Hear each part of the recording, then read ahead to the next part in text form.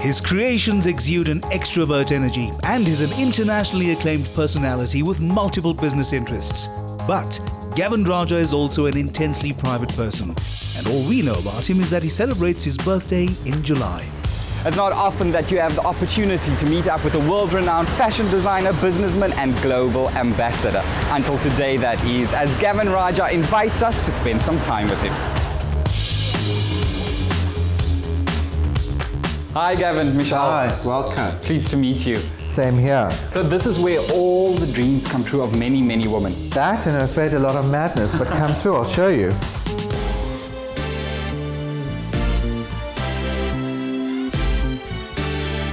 The best way to describe this room is the kaleidoscope of colors and creations. What exactly is this room?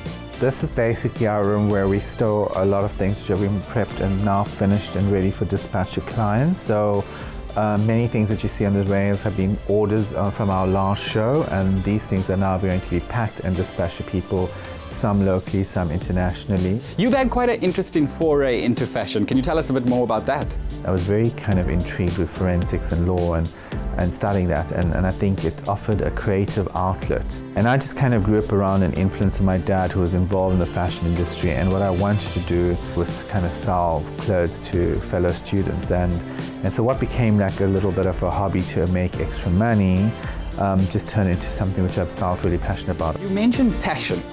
What keeps your passion burning? I'm still very kind of in love with everything I do. I wake up every morning and I'm excited about what I do, and I think that is something special. I think it doesn't matter what you're doing, but as long as you're excited about what you're doing. And you really, I got into this business because I had a very, very amazing friend who at one point said to me, you just got to do what makes you happy. Because if you're happy, you're the right friend of mine, you have the right kind of energy around you, you attract positive things, and your whole tack changes. What sets you apart from other designers? My approach to how I look at it is different. I look at it as a business. I look at it as a form of income, and I want to be as successful in this industry as if I would have been if I had stayed and become a forensic lawyer.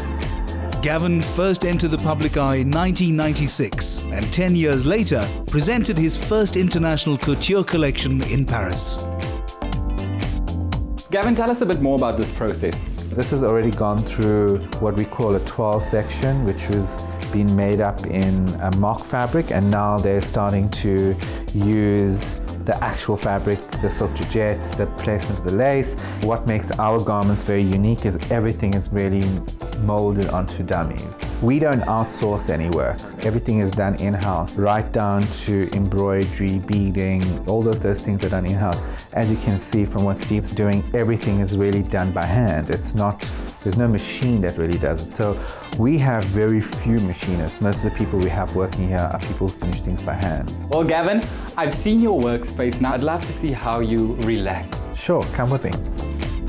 While his work demands a state of inspired madness in the studio, Gavin's home offers an elegantly serene refuge.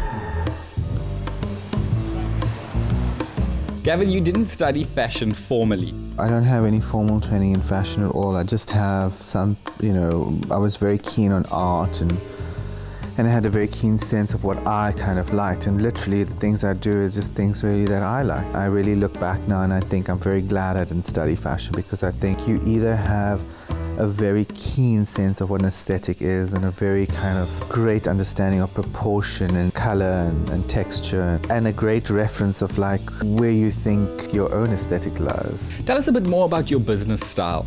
You are running a big corporate brand right now. I look at things from a different kind of perspective. Firstly, I think our business is very people-centric. People that come to work with me, it's a very different relationship. It's a very different energy, because I try and draw the very best out of people. I'm a very, very, very hard taskmaster, but I think there's too many people doing things mediocre, and mediocrity is not really where I fall kind of comfortably in. Legacy is such a buzzword. What do you think your legacy will be that you leave behind? For me, I think the legacy is about leaving a brand which is kind of synonymous with actually doing really beautiful work. Being luxurious, being handmade, well-crafted, discerning, being really at the forefront of doing things outside the country. UNICEF appointed Gavin as a Global Goodwill Ambassador in 2007, recognizing his support of numerous South African charities. Gavin, standing here looking out at this vastness, what are you feeling? This is one of the kind of areas in Cape Town for me which is like amazing, because if you look out here you'll actually realize how kind of small you are in comparison to things, you know, and life isn't about kind of taking yourself too seriously.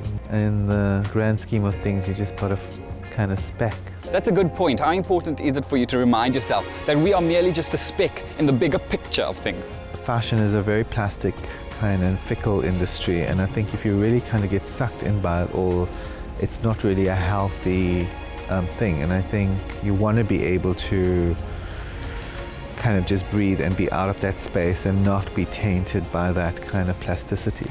What does gratitude mean to you? Gratitude for me is really about being conscious of the things that I have and realizing those things are more important than the things I don't have. We all want amazing things, but you know, there is that question, how much is enough?